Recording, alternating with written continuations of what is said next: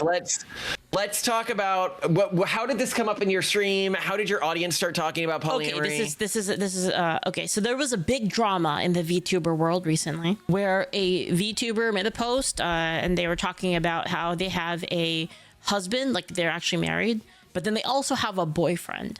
And so they were talking about like this setup that they have, and so they posted it, and then naturally everybody on the conservative VTuber front, were like, you're disgusting. And so so there was like a back and forth there. And so that turned into me getting messages from friends who were like, oh my gosh, Leaflit, did you see this? And so I was looking at it and I was like, okay, well, and I think it turned into a, not really polyamory, but like a polygamy thing. They were talking to me about polygamy from like a religious angle, and I was like, okay, wait, but like, is it actually bad? And that's where it went into that conversation. Okay, so yeah, there's so many interesting things to be said here. What was I going to say about the poly? Chat says, of course it's bad. See, but that's why I want to know. That's why I want to explore it. Yeah, sorry, I'm gathering my thoughts here polyamory, first. but I want to explore why people think it's bad. So there's sort of two things to think about here. One is it's interesting that like we've reached a point in terms of like culture war victories that people are even acting like this is a thing. Like, remember when Destiny's like wife or girlfriend was like, I'm just gonna go sleep with this guy while you're doing your stream, and then there's that dead look in his eyes. And everybody, the left was still like standing him during that moment, right? Yeah. Is this person like, why was this event? Was this a right-wing streamer, or is this like a left, or even leftists thinking this is stupid now? No. It was. I don't actually know the politics of the person. I'm gonna if I had to guess, like if I had to bet on it, I would say that they were a left-wing VTuber, but it was the right-wing VTubers that were like, you're disgusting. Okay, well, so somebody says he wants to be iDubbbz. iDubbbz is my hero. I want to have a relationship like his. I think that is the ideal of a husband-wife relationship. That we should all be striving for. I don't know anything about these people.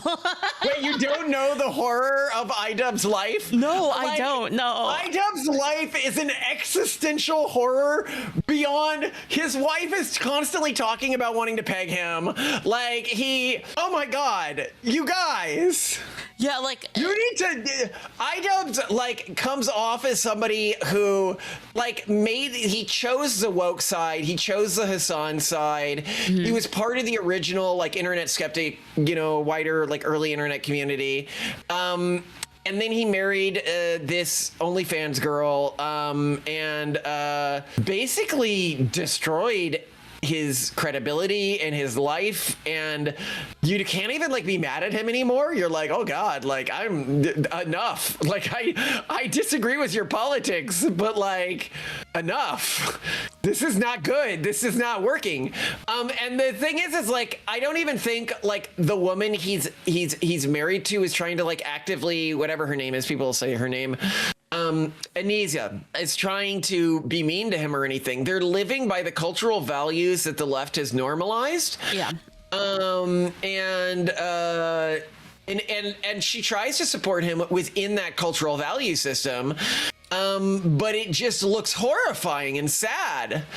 Well, she constantly degrades him because that's what women do to men on the left. It's in mainstream media. You go and watch a leftist sitcom and the wife will constantly be degrading the husband. That's considered normal. Do you think that's made trans people? But okay, so let's go back to polyamory, okay? Okay. So first, we're gonna need to make a few divisions here, all right? Okay. One man having multiple female sexual partners, and one woman in a situation where men and women date each other and have multiple external partners. Okay. This second scenario, what we call modern polyamory, is basically not practiced anywhere in human history. It's not practiced in many tribes that we've seen. It's not practiced in any widespread successful society. It's basically a complete historical anomaly, and we can get to it right now. Now, one man with multiple women, that is actually the historic norm. If you're talking about tribes, it's 86% of them form this pattern. That said, the tribes that choose monogamy, or not choose but evolve monogamy, end up out competing them. Almost every successful society on earth has been monogamous. Why is that? Before we get too deep, we'll get into it. Okay. There's a lot of research on this. All right. But even the ones that are monogamous, it's still a sliding scale, right? Like Catholics will be like, well, we're monogamous. And I'm like, okay, like the height of Catholic culture is like Louis XIV's court, and he had constant courtesans. Like the monogamy is always a sliding scale, which means that the very wealthiest people in a society, it's kind of understood they're going to have additional partners. We can pretend like they don't, and they can be a bit shamed for it, but they typically always do. It reminds me of that South Park episode where they try to figure out why wealthy men, like all the scientists are like, I just don't understand why wealthy men, when sleep with women, find women other than their wives attractive. Like, why do they, like, this is such a mystery. And all the scientists are like, yeah, just something must be deeply wrong with them. But anyway, where this gets interesting is, so what I'm pointing out here is the question in a society, there's no such thing as a truly monogamous society. There are societies where you have to be wealthier to sleep with other people, and societies where you don't have to be quite so wealthy to sleep with other people, before anybody cares. And you see this across the most conservative societies in history when they're super wealthy. Anyway, we have an episode called When Did the Jews Become Monogamous? Because this is an interesting question as it relates to Christianity. Because Christianity, there are a couple lines that could be read as promoting monogamy, but like it's very, very clear in the Old Testament that non-monogamy was the norm.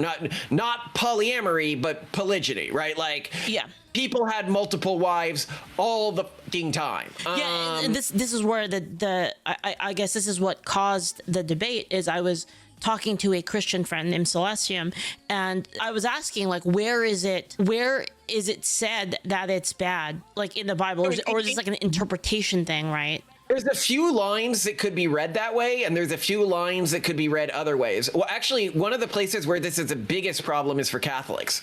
So if you're aware, in Timothy, there's a line, to become one, that's about, like, obviously you don't become one with a person when you have sex with them, you become one because you have a child. Like, that's what that's talking about, is impregnating them and then becoming one person in the form of a child. See, this is what I mean, though. It's interpretation based, right? Because interpretation based, but that's how I interpret. I mean, I think it's I'm not one with my wife when I'm having sex with her. We're performing an act, right? Yeah, and that's what I mean, though. Is it's interpretation based. So it's like when people say, well, that means that you can't that polygamy is bad. Like, that's your interpretation of it. When people are like, it's a sin. If it was a sin, right? If having multiple wives was a sin, given how common it was in the Old Testament, you think God would have spelled it out incredibly clearly in the New Testament, right? Like, and some of the problems we have are lines like in Timothy, right? Yeah. So in Timothy, we have the line that says, like, in no uncertain terms, no one who doesn't have a wife should be in a church leadership position. And this is a problem for Catholics because, like, obviously their entire leadership caste is celibate and doesn't have wives. And so the way that they reinterpret that line is they say, well, the important word there is a wife, right? And this is warning against having people in church leadership positions with multiple wives. Wait, is it different in, like, the Hebrew? Like, that's what I thought it meant. That's not what it meant? No, it clearly means that you shouldn't be in a position of leadership in the church if you're not happily married, because people without a stake in the future and kids shouldn't be in leadership positions at all. That's interesting. Like that's obvious, right? Like, I think it's very obvious that, like, I would not take advice from a theologian that wasn't married and had kids. But anyway, or at least married and in, like, a satisfying relationship. But anyway, the point here being is this becomes a problem, because if you say a wife, right, everything else in that qualifying paragraph is like normal stuff for the community, like members in the community, which means that line in Timothy is applying that there are many people in these early Christian congregations that have multiple wives. Yeah. They're just not supposed to take on leadership positions, right? Otherwise that line line makes absolutely no sense if you interpret it that way. So we could assume that in the early Christian communities, there were likely people with multiple wives.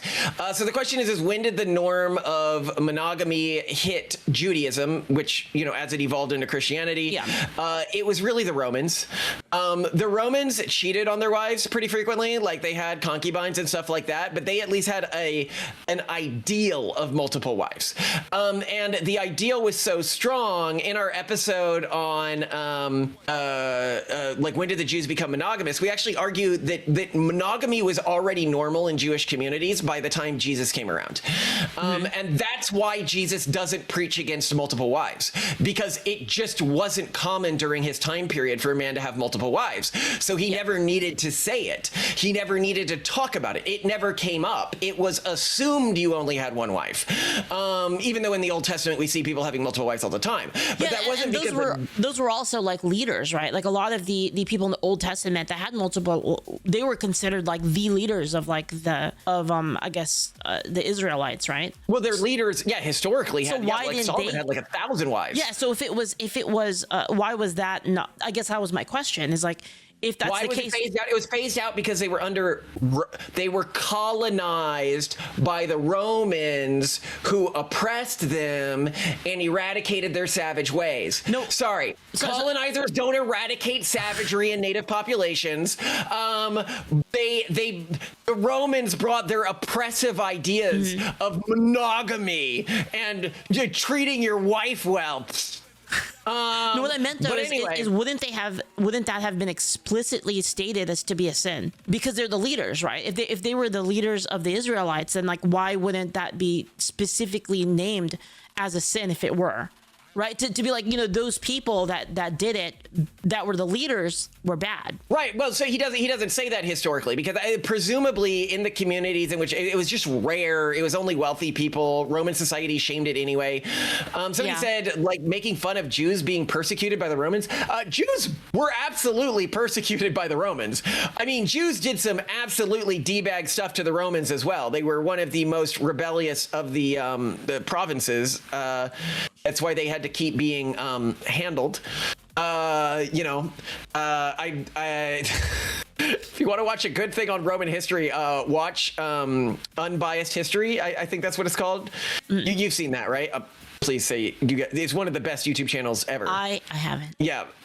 Unbiased History is just amazing, and he goes through Roman history from like a Roman perspective, and he's like super Roman jingoistic-y about it. Hold on, I'm just gonna look this up to make sure I'm saying the channel right, because I want to promote this guy.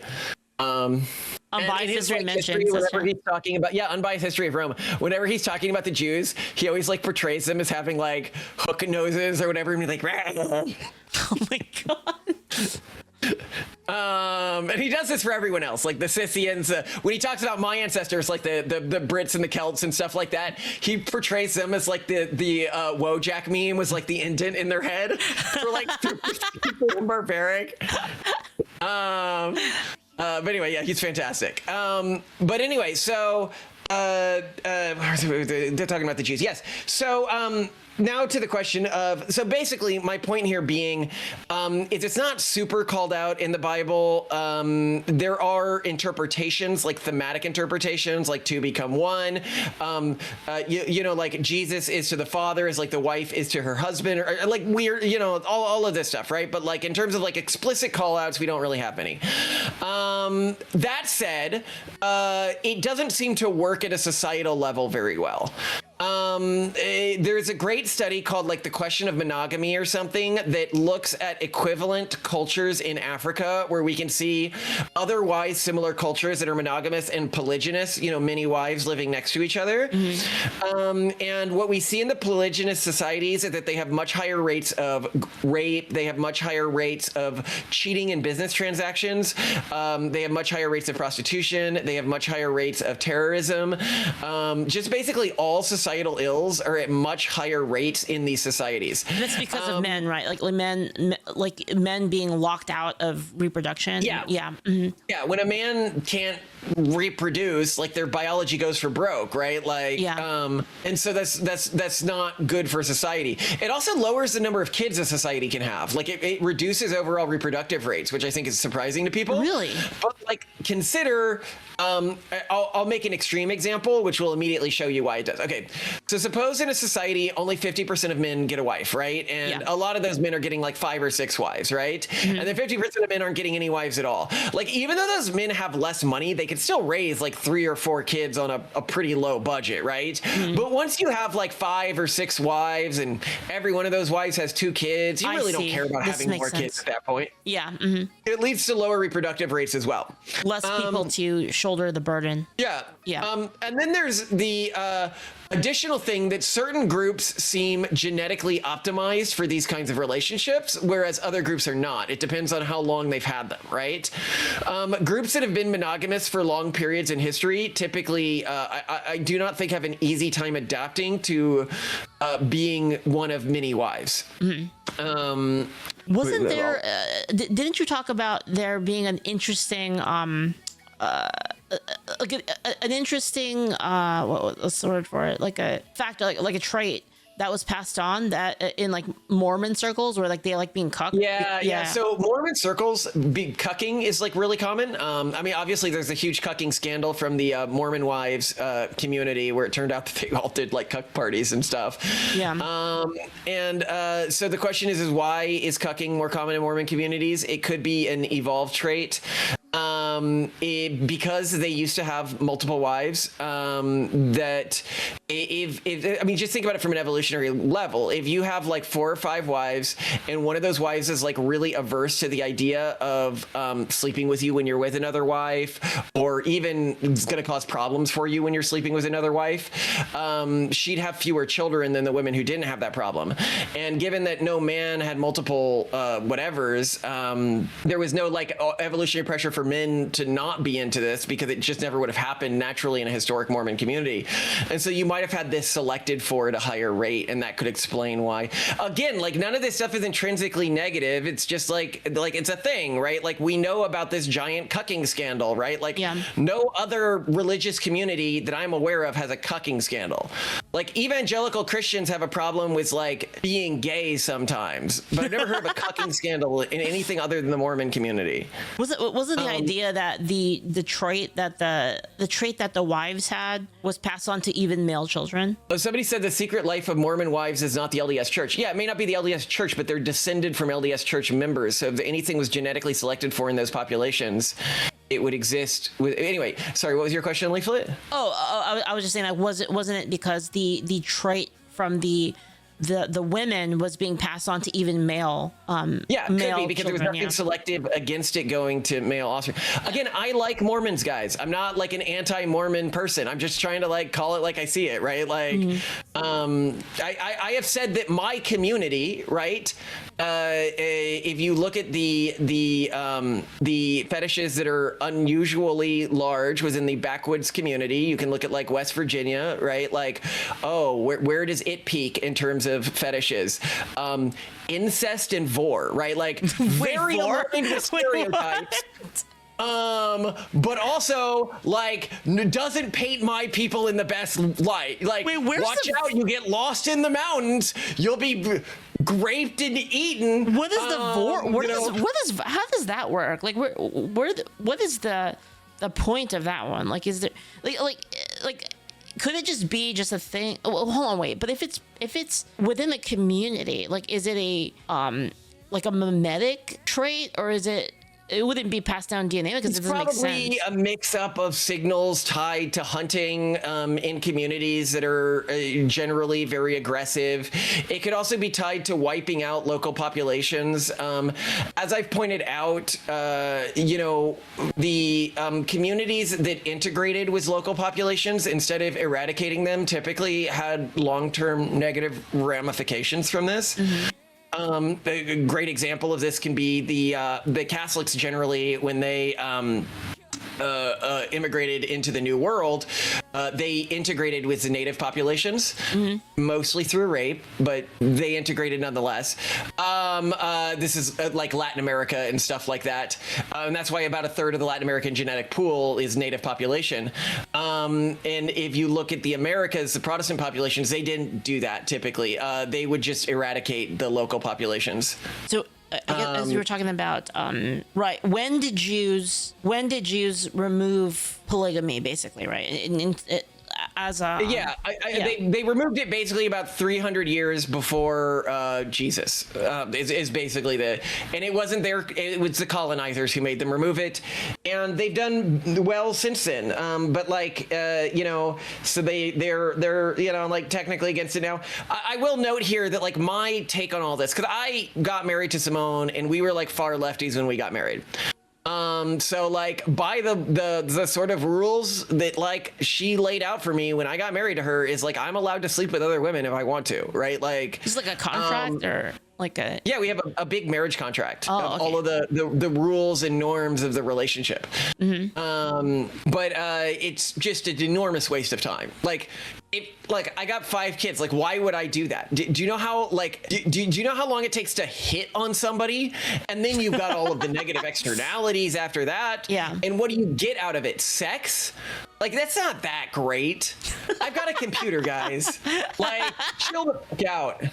Dude, once they have like a what do you call it, like dive VR, it's gonna be crazy. Like dude, people are gonna stop reproducing. They're gonna be like, wait, you mean like I could be fulfilling like my maximal like fantasy in VR land? Like, why would I want to do that?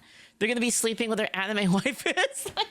Yeah. So how do you feel about the whole morality then of polygamy? Do you feel like I think morality should be judged by the end outcome of something, and I think that polygyny, sleeping with multiple people, is just a giant waste of time unless you're super rich.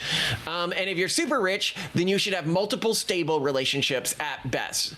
Like if Elon wanted to care for 4 wives, fine, right? But he needs to explain the rules to all the wives, fully support all the wives, and they live on his compound, right? Like, not this like I just move around thing, right? I don't support that, right? At my level of income, 1 wife is obviously moral. It would just be a giant waste of time to have additional wives. Damn, I was gonna say that, I forgot. I'm thinking about.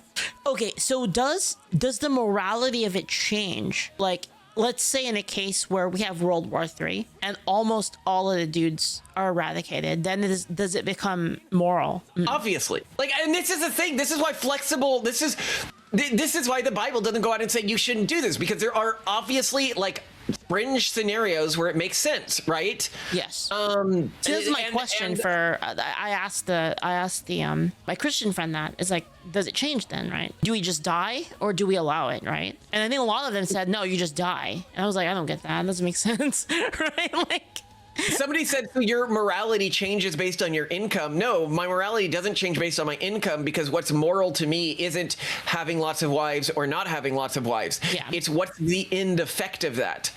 That's what's moral to me. That's what I was talking about with... Oh, sorry, go ahead. Good. Oh, no, say what you were going to say. Oh, yeah. I was going to say that's what I meant, by the way, with stellar humanism, about how all the morality can be checked by whether or not it advances humanity and preserves humanity. Yeah. If I was in an anime harem world, obviously I go for the all the wives path in the otome game, right? But that's an otome game, right? Where it's a game, it's fictionalized, right? Yeah, because the idea is that if all of the men die except for like a couple, then like the only way to like really repopulate quickly is for everyone to have multiple wives, or to have like to impregnate all the women basically. Otherwise you're not gonna rebuild that at the same rate. And on top of that, you're gonna lead to a lot of like sad women, right? So it's kind of like it's like is like just sitting down and dying as as humans, is that worth it? I don't really think that's worth it. No, it's obviously not. And like humanity's kind of doing that right now because they can't, motivate the next generation or whatever, which is really sad. But yeah.